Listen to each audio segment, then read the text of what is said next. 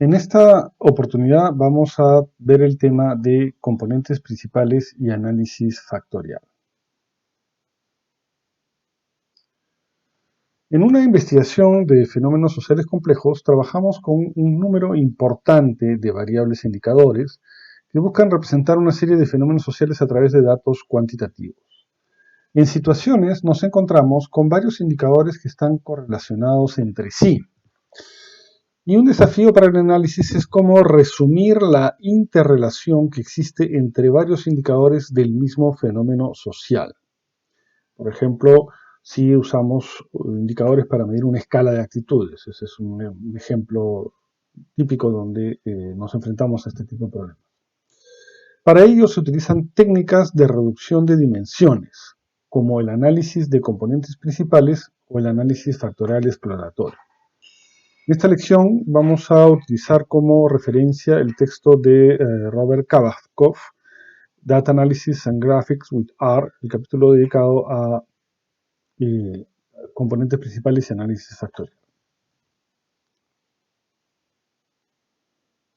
El análisis de componentes principales es una técnica de reducción de datos que transforma un número importante de variables correlacionadas en un número más reducido de variables no correlacionadas que se llaman componentes principales. Por ejemplo, podemos tener un conjunto de 11 ítems que buscan medir actitudes machistas y homofóbicas en una encuesta, que podríamos reducir en un número más pequeño de componentes principales, por ejemplo 2, que reflejan diferentes dimensiones del machismo y la homofobia, pero que a su vez retienen la mayor cantidad posible de información de las variables o indicadores iniciales. En cambio, el análisis factorial exploratorio es un conjunto de métodos diseñados para descubrir la estructura latente que subyace a un conjunto de variables. Busca un reducido conjunto de constructos subyacentes o latentes que explican la relación entre variables manifiestas u observadas. Por ejemplo, una serie de actitudes hacia el uso de la violencia contra la mujer, la distribución de las tareas domésticas o los roles de hombres y mujeres en la vida social pueden explicarse por una estructura o creencias subyacentes de tipo machista y patriarcal.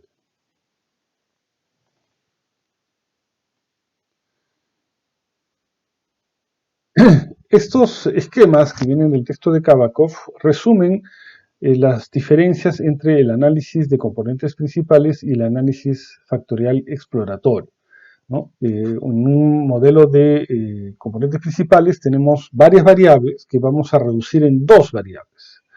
En un modelo de análisis factorial lo que tenemos son dos componentes o dos factores subyacentes que explican la interrelación entre un conjunto de variables.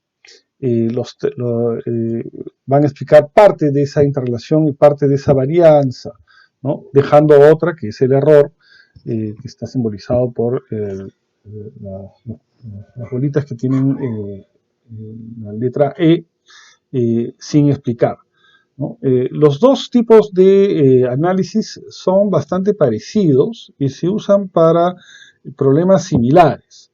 En todo caso, ambos nos ayudan ya sea a reducir datos o a confirmar si es que la interrelación que podemos observar entre una serie de indicadores o variables corresponde efectivamente a un constructo o a un factor subyacente que ha tratado de ser representado por esas variables que estamos observando.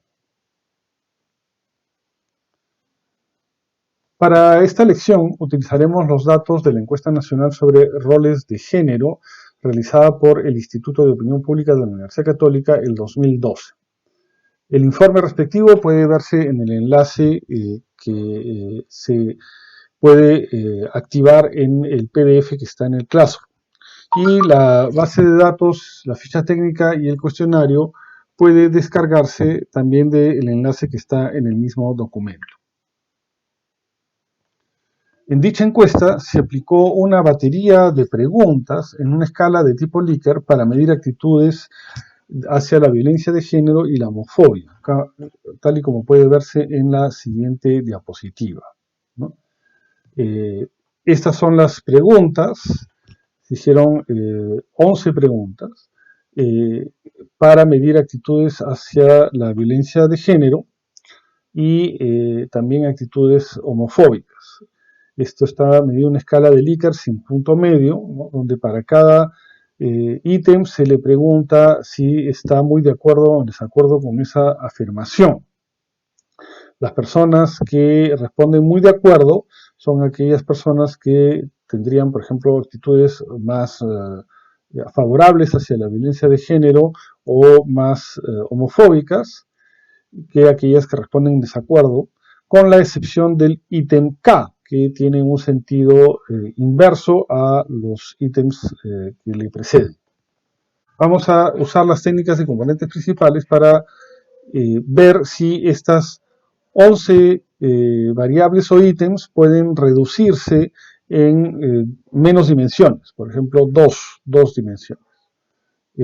Vamos a ver cómo se procede a eso. A continuación podemos ver los estadísticos descriptivos de las variables correspondientes a las preguntas P51A a la P51K. Para ello, previamente se ha recodificado las respuestas no sabe, no responde como NA. Los no sabe, no responden tenían código 9. Eso se ha puesto como valores perdidos.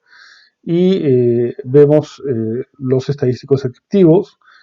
Por ejemplo, en la pregunta P51A la media es 3.29, que indica una actitud desfavorable o en desacuerdo, más bien, a la afirmación está bien que un hombre fuerce a su pareja si ella no quiere tener relaciones sexuales con él. Como se observa, los ítems P51A, B y C tienen medias superiores a 3, lo que indica que por lo general los entrevistados están en desacuerdo con estas opiniones que reflejan actitudes favorables hacia la violencia de género. No se puede decir exactamente lo mismo de las otras variables que son actitudes hacia la homofobia, donde si bien los puntajes son mayores a 2 en la gran mayoría, es decir, que indican una tendencia ligera a estar en desacuerdo con estas expresiones homofóbicas.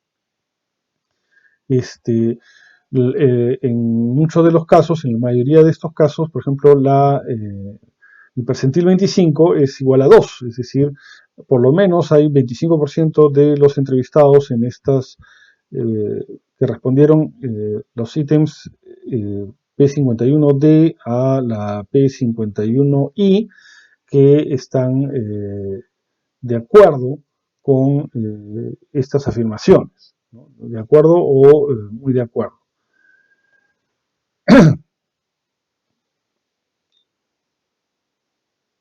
La matriz de correlaciones entre estas variables nos permiten tener una primera impresión de qué tan interrelacionadas están. Salvo algunos casos donde encontramos correlaciones superiores a 0.5, hay una diversidad de interrelaciones entre estas variables. Y justamente el objetivo del análisis de componentes principales es tratar de extraer de estas interrelaciones componentes que resuman esta información. ¿Cuáles son los pasos que implica un análisis de componentes principales o un análisis factorial? En ambos casos se sigue un conjunto de pasos similares, ¿no? De acuerdo con Kabakov, los pasos son los siguientes, ¿no? En primer lugar, es necesario preparar los datos con los cuales se van a trabajar.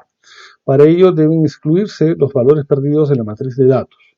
Es decir, debemos trabajar con una matriz de datos que tenga valores completos, que no incorpore valores perdidos en alguna de las variables. De lo contrario, no se puede ver la interrelación que hay entre las variables de este conjunto de datos. En segundo lugar, hay que decir si vamos a utilizar un modelo de componentes principales o un análisis factorial exploratorio. Si se selecciona un análisis factorial exploratorio, es necesario también especificar un modelo de factorización. Esto no lo vamos a ver en esta lección, ya que nos vamos a concentrar en el análisis de componentes principales. Seguidamente, necesitamos decidir cuántos componentes o factores vamos a extraer. Vamos a ver qué criterios se pueden utilizar para tomar esa decisión.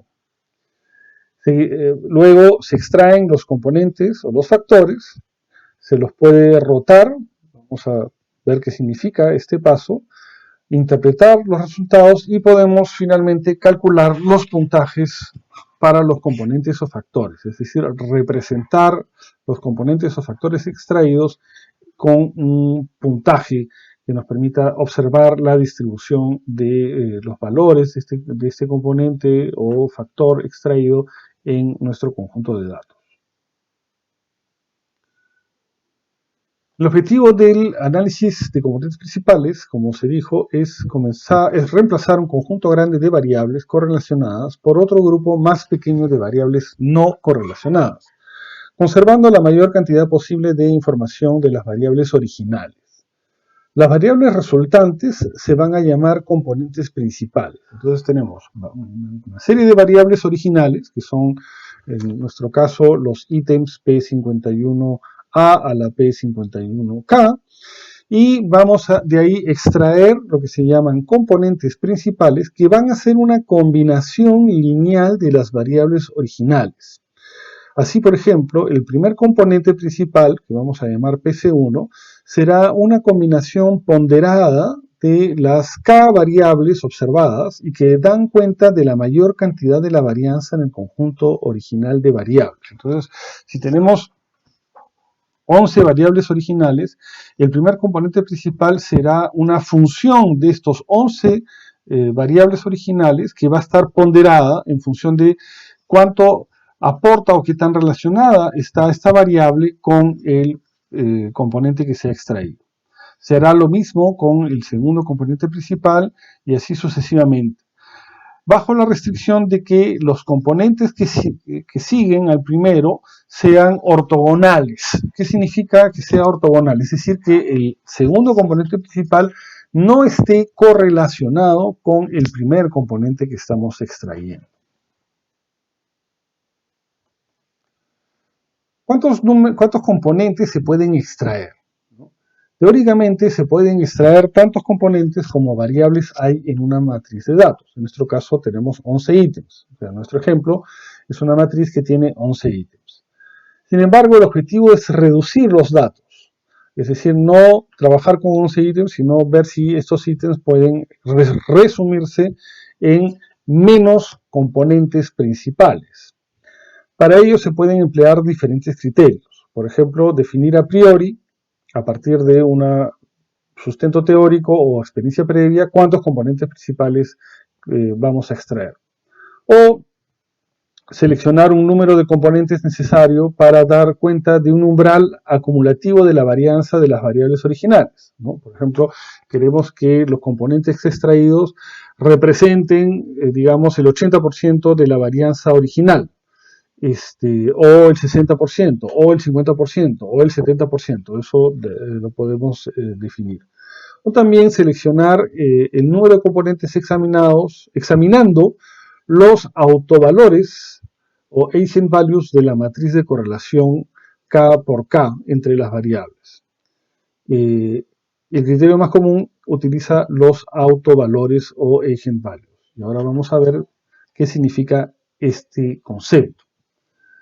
Los autovalores o eigenvalues son un elemento que se utiliza en el análisis de transformaciones lineales. Se utiliza, por ejemplo, en el álgebra matricial para reescalar vectores en una matriz de datos o en un espacio multidimensional. ¿Qué cosa significa reescalar? Cambiar la escala de las variables. En el análisis de componente principal, cada componente que se extrae, es decir, esta combinación lineal de las variables originales, va a ser representada por un autovalor. Vamos a reescalar la matriz de correlaciones usando un autovalor, estandarizando la cantidad de la varianza de la matriz a una unidad por cada variable que forma parte de un conjunto de datos. Por ejemplo, si tenemos una matriz de 11 por 11, es decir, 11 variables, la suma de cada variable, o la suma de los autovalores debe ser igual a 11, ¿no? Entonces vamos a reescalar los autovalores que vamos a extraer de esta matriz de forma tal que sumen 11. Si un componente tiene un autovalor mayor a 11, significa que captura una cantidad de la varianza mayor que una variable original. Porque si son 11 variables y una variable o un componente vale 1, ese componente no vale más que una variable original, por lo tanto no está resumiendo nada. Si vale más de 1, por ejemplo 2 o 3, ese componente equivale aproximadamente a la varianza de 3 de las 11 variables que están en nuestra matriz de datos, ¿no? Entonces, la idea es usar este criterio para reducir las dimensiones de esta matriz de datos.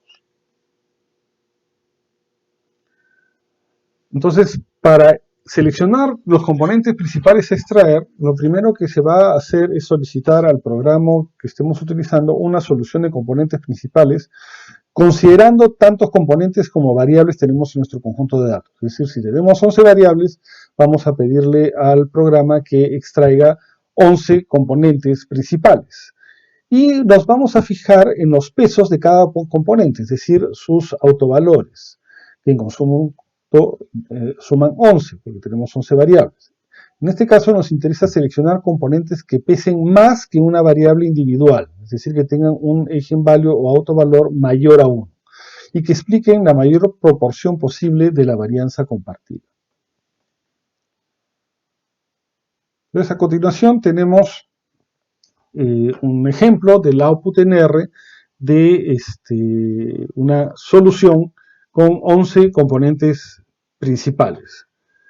Observen en esta tabla, acá tenemos las variables originales, ¿no?, que son 11, de la P51A a la P51K, y en las columnas vamos a tener los componentes principales. Acá está marcado como PC, por sus siglas en inglés, Principal Component. Entonces, como tenemos 11 variables, vamos a tener 11 componentes principales. Y la matriz lo que me dice es cuál es la correlación que hay entre cada componente y cada variable. Por ejemplo, el componente principal 1 tiene una correlación R de Pearson de 0.37 con el componente principal 1. O sea, la primera variable P51A está correlacionada con R de Pearson de 0.37 con el componente principal 1 y así sucesivamente, ¿no? Por ejemplo, vemos acá que hay una serie de variables de la P51D a la P51J que tienen un alto nivel de correlación con el primer componente principal. En cambio, hay otros componentes que están débilmente correlacionados con las variables. Algunos tienen una correlación directa, positiva, otros una correlación inversa. Pero en lo que nos vamos a fijar es en qué tanto pesan estos componentes principales, ¿no? Entonces, acá vamos a tener los autovalores. Esto que se llama SS loadings son los autovalores. En conjunto, y tenemos los autovalores de cada uno de los componentes principales. En conjunto, la suma de estos autovalores debe dar igual a 11, porque tenemos 11 componentes principales, ¿no? Y debajo tenemos la proporción de la varianza capturada por este componente principal. Entonces, el primer componente principal captura el 38% de la varianza total de los 11 componentes principales, ¿no?, o de la correlación de las 11 variables originales. El segundo componente 20%, el tercero 9%, el cuarto 9% y así sucesivamente. Y acá tenemos la varianza acumulada, ¿no? Por ejemplo, los dos primeros componentes acumulan el 58% de la varianza de toda esta matriz de correlaciones. ¿no? Por lo tanto, todos los componentes, hasta el componente 11, va a acumular el 100% de la varianza. Las siguientes filas básicamente repiten la misma información, ¿no? Entonces, lo que vamos a hacer es seleccionar aquellos componentes que pesan más que una variable, es decir, que tengan un autovalor mayor a 1. Y acá observamos que hay 3 componentes principales que tienen un autovalor mayor a 1.